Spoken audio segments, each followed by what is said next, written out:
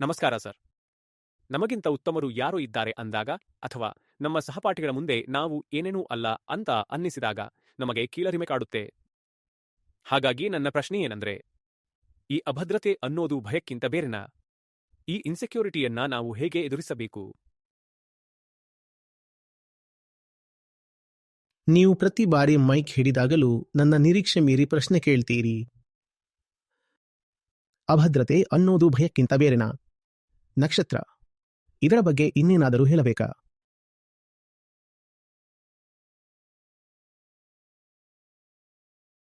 ಉದಾಹರಣೆಗೆ, ನಾವು ಬೇರೆಯವರನ್ನು ಹೇಗೆ ನೋಡ್ತೀವಿ ಅಂದರೆ, ಈಗ ನನಗೆ ನೀವು ತುಂಬಾ ಕಾನ್ಫಿಡೆಂಟ್ ಮತ್ತು ಯಶಸ್ವಿ ವ್ಯಕ್ತಿ ಅನ್ನಿಸ್ತೀರಿ.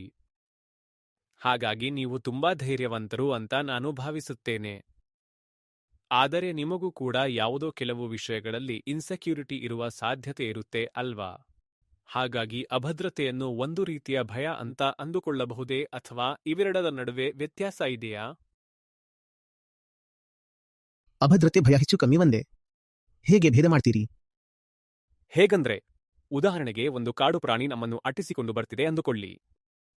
ಆಗ ನಮ್ಮ ದೇಹದಲ್ಲಿ ಭಯ ಶುರುವಾಗತ್ತೆ. ಅದು ನನ್ನನ್ನು ತಿಂದು ಬಿಡಬಹುದು ಅಂತ ನಾವು ಓಡ್ತೀವಿ. ಅದು ಒಂದು ತರಹದ ಭಯ. ಆದರೆ ಇನ್ಸೆಕ್ಯೂರಿಟಿ ಅನ್ನೋದು ಆಂತರಿಕ ವಿಷಯ ಅಲ್ವಾ?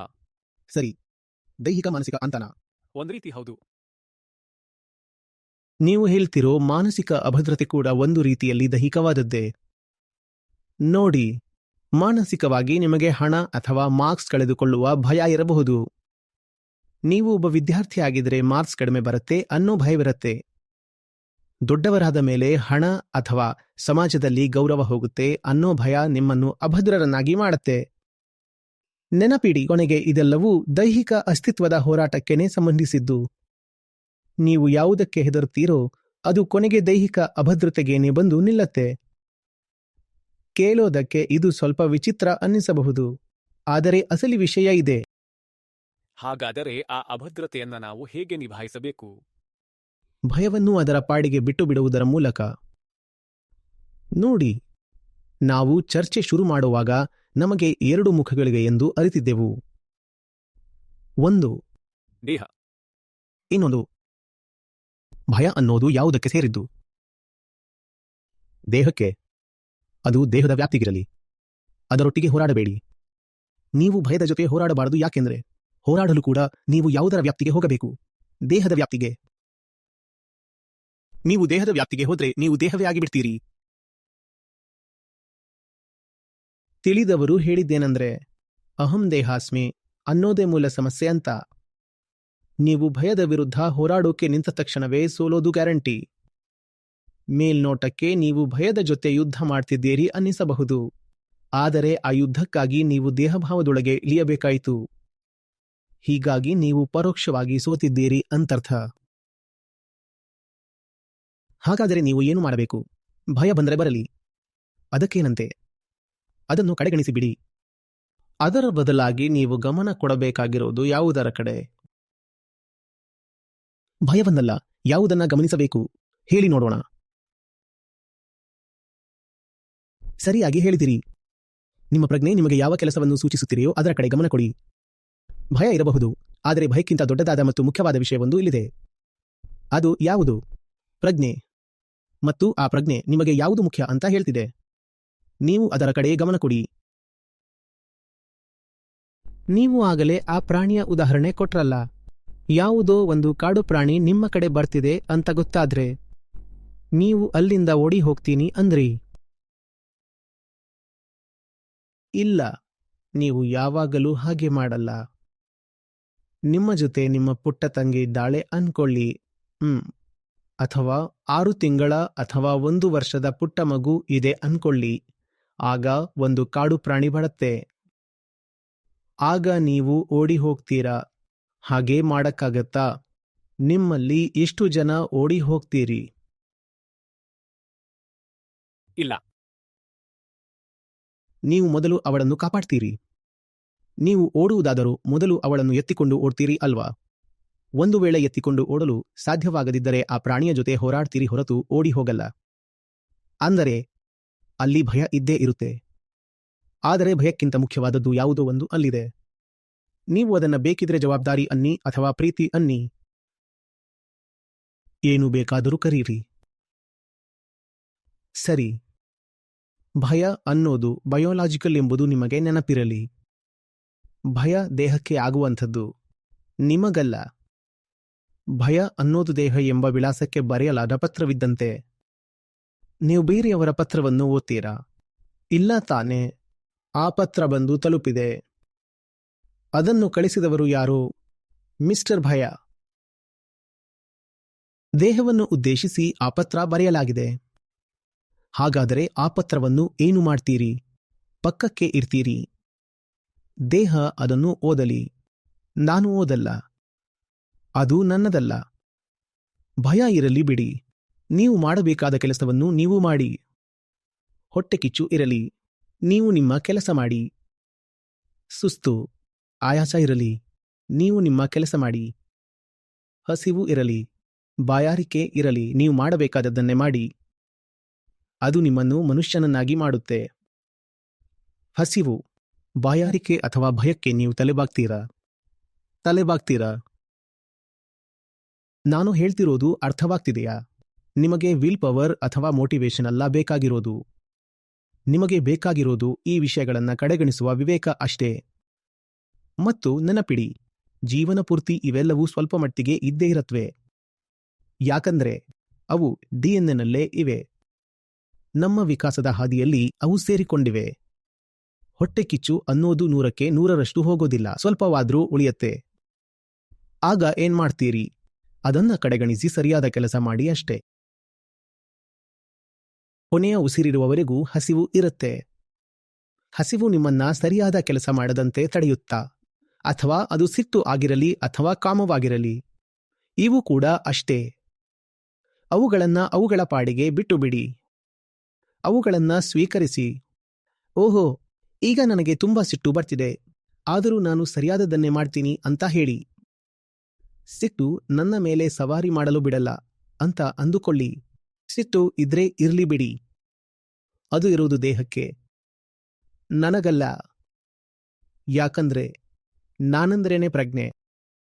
ಭಯ ಇದ್ದರೆ ಇರಲಿ ಬಿಡಿ. ನಾನು ನಿಮ್ಮ ಮುಂದೆ ಕೂತಾಗ ನನಗೇನು ಈ ದೈಹಿಕ ಕಿರಿಕಿರಿಗಳು ಇಲ್ಲ ಅನ್ಕೊಂಡಿದ್ದೀರಾ? ನನಗೂ ಆಗತ್ತೆ. ಇಲ್ಲಿ ಕೂತಾಗ ನನ್ನ ದೇಹದ ಯಾವುದೋ ಭಾಗ ಸ್ವಲ್ಪ ನೋಯ್ತಾ ಇರಬಹುದು. ಈ ಕನ್ನಡಕ ಸ್ವಲ್ಪ ಮಸಕಾಗಿರಬಹುದು. ನಾನು ಈ ಕುರ್ಚಿಯಲ್ಲಿ ಪೂರ್ತಿ ಆರಾಮವಾಗಿಲ್ಲದೆ ಇರಬಹುದು. ನೀವು 2 ಗಂಟೆ ಕೂತಾಗ ನಿಮಗೂ ಚಡಪಡಿಕೆ ಶುರುವಾಗತ್ತೆ ಅಲ್ವಾ? ಇನ್ನು 2 ಗಂಟೆಯಿಂದ ಸತತವಾಗಿ ಮಾತನಾಡ್ತಾ ಕೂತಿರೋನಿಗೆ ಹೇಗಾಗ್ಬೇಡ. ನೋಡಿ, ನಾನು ಹೀಗೆ ಹೇಳ್ತಿರ್ಬೇಕಾದ್ರೆ ಈ ಮೈಕ್ ನೋಡಿ, ಇದು ಕೆಳಗೆ ಬಿತ್ತು. ವಿಚಿತ್ರಗಳು ನಡೀತಾನೇ ಇರ್ತಾವೆ. ಇವೆಲ್ಲವೂ ಇಲ್ಲಿ ನಡೀತಾನೇ ಇರತ್ವೆ. ಹಾಗಾದ್ರೆ ಇದೆಲ್ಲವೂ ನನ್ನ ಗಮನವನ್ನು ಬೇರೆಡೆಗೆ ಸೆಳೆಯಲು ಬಿಡಬೇಕಾ? ಇಲ್ಲ. ಯಾವುದೋ ದೈಹಿಕವಾದ ಕ್ರಿಯೆ ನಡೆಯಿತಷ್ಟೇ. ಅಂದ್ರೆ ಅದು ಶರೀರಕ್ಕೆ ಸಂಬಂಧಿಸಿದ್ದು. ಅದಕ್ಕೆ ನಾನು ಅತಿಯಾದ ಮಹತ್ವ ಕೊಡಲು ಸಾಧ್ಯವಿಲ್ಲ. ನಾನು ಮುಂದುವರಿಬೇಕಷ್ಟೇ. ನಾನು ಮುಂದುವರಿಯಲೇಬೇಕು. ಒಬ್ಬ ಮ್ಯಾರಥಾನ್ ಓಟಗಾರನ ಬಗ್ಗೆ ಯೋಚಿಸಿ. ಅವನ ದೇಹ ಏನು ಹೇಳ್ತಾ ಇರತ್ತೆ? ನಿಲ್ಲಿಸು, ಸಾಕು, ಸುಸ್ತಾಗಿದೆ ಅಂತ. ಒಬ್ಬ ಗ್ರ್ಯಾಂಡ್ ಸ್ಲಾಮ್ ಆಟಗಾರನ ಬಗ್ಗೆ ಯೋಚಿಸಿ. 5ನೇ ಸೆಟ್, 5ನೇ ಗಂಟೆ ಆಡ್ತಾ ಇದ್ದಾನೆ ರೋಜರ್ ಫೆಡರರ್. 40 ವರ್ಷ ವಯಸ್ಸು. ದೇಹ ಏನು ಹೇಳ್ತಾ ಇರತ್ತೆ? ಪ್ರತಿಯೊಂದು ಕೀಲುಗಳು ಕಿರುಚುತ್ತಾ ದಯವಿಟ್ಟು ನಿಲ್ಲಿಸು ಅಂತ ಪ್ರಾರ್ಥಿಸ್ತಾ ಇರ್ತಾವೆ. ಅವನೇನು ಹೇಳ್ತಾನೆ? 1 more ಗ್ರ್ಯಾಂಡ್ ಸ್ಲಾಮ್ ಅಂತ. 1 more ಗ್ರ್ಯಾಂಡ್ ಸ್ಲಾಮ್ ಅಂತ ಹೇಳ್ತಿರೋದ್ಯಾರು? ಯಾವಾಗಲೂ ಪ್ರಜ್ಞೆ ದೇಹವನ್ನಾಳಬೇಕು. ದೇಹ ಯಾವಾಗಲೂ ಪ್ರಜ್ಞೆಯ ಮಾತನ್ನ ಕೇಳಬೇಕು. ಪ್ರಜ್ಞೆಯ ಆಜ್ಞೆ ಪಾಲಿಸುವುದಕ್ಕಾಗಿಯೇ ದೇಹ ಇರೋದು. ನಾನು ಹೇಳಿದ್ದು ಅರ್ಥವಾಗ್ತಾ ಇದೆಯಾ? ಹೌದು ಸರ್. ಅರ್ಥವಾಗಿದ್ಯಾರಿಗೆ? ಪ್ರಜ್ಞೆಗೆ. ನೀವು ಜೀವನದಲ್ಲಿ ಹಲವು ಬಾರಿ ಕ್ಷೇತ್ರಗಳನ್ನು ಬದಲಾಯಿಸಿದ್ದೀರಿ ಮತ್ತು ಯಶಸ್ಸನ್ನು ಕಂಡಿದ್ದೀರಿ. ಆದರೆ ನಾವು ನಮ್ಮ ಹತ್ರ ಇಷ್ಟೊಂದು ಕಡಿಮೆ ಮಾಹಿತಿ ಇಟ್ಟುಕೊಂಡು ಯಾವುದು ಸರಿಯಾದ ನಿರ್ಧಾರ ಅಂತ ನಮಗೆ ಹೇಗೆ ತಿಳಿಯತ್ತೆ? ಅದು ನಿಮಗೆ ಪೂರ್ತಿಯಾಗಿ ಎಂದಿಗೂ ತಿಳಿಯೋದಿಲ್ಲ. ನೀವು ಸಾಗುತ್ತಲೇ ಇರಬೇಕು ಮತ್ತು ಬದಲಾವಣೆಯ ಅಗತ್ಯ ಕಂಡಾಗ ಬದಲಾಗುವಷ್ಟು ವಿನಯ ನಿಮ್ಮಲ್ಲಿರಬೇಕು. ನೀವು ಎಂದಿಗೂ ಹಠಮಾರಿಯಾಗಬಾರದು ಮತ್ತು ಯಾವುದಕ್ಕೂ ಶಾಶ್ವತವಾಗಿ ಅಂಟಿಕೊಳ್ಳಬಾರದು.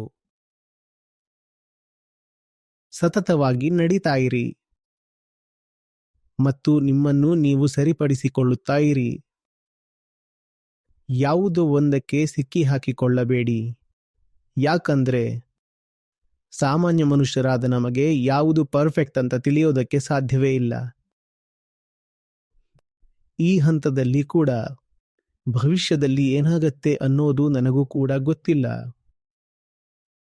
ಆದರೆ ನನಗೆ ಗೊತ್ತಿರುವುದು ಒಂದೇ, ಅದೇನಂದ್ರೆ ಯಾವುದೋ ಒಂದು ಉತ್ತಮವಾದದ್ದು, ಮುಖ್ಯವಾದದ್ದು ನನ್ನ ಮುಂದೆ ಬಂದಾಗ ನಾನು ಬದಲಾಗುವಷ್ಟು ನಾನು ಪ್ರಾಮಾಣಿಕನಾಗಿರ್ತೀನಿ.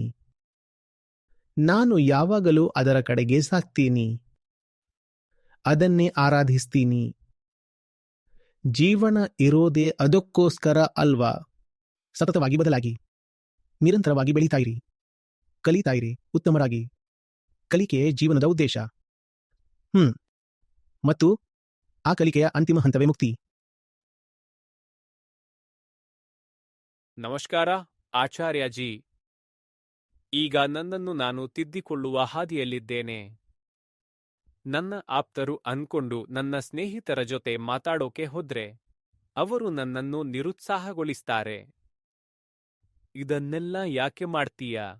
ಹೊರಗೆ ಹೋಗಿ ಮಜಾ ಮಾಡು, ಹೀಗ್ ಮಾಡು, ಹಾಗ್ ಮಾಡು ಅಂತೆಲ್ಲ ಹೇಳ್ತಾರೆ. ಹೀಗೆಲ್ಲ ಮಾಡೋದು ಸರಿಯಲ್ಲ ಅಂತ ನನ್ನ ಅಂತರಂಗ ನನಗೆ ಹೇಳತ್ತೆ. ಆದರೆ ನಮ್ಮ ಸಹಪಾಠಿಗಳು ನಮಗೆ ಸಪೋರ್ಟ್ ಮಾಡದೇ ಇದ್ರೆ ನಾವು ಏನ್ ಮಾಡಬೇಕು? ಗೊತ್ತಾಗಿಲ್ಲ. ನೀವು ಹಾಸ್ಟೆಲ್ನಲ್ಲಿದ್ದೀರಾ?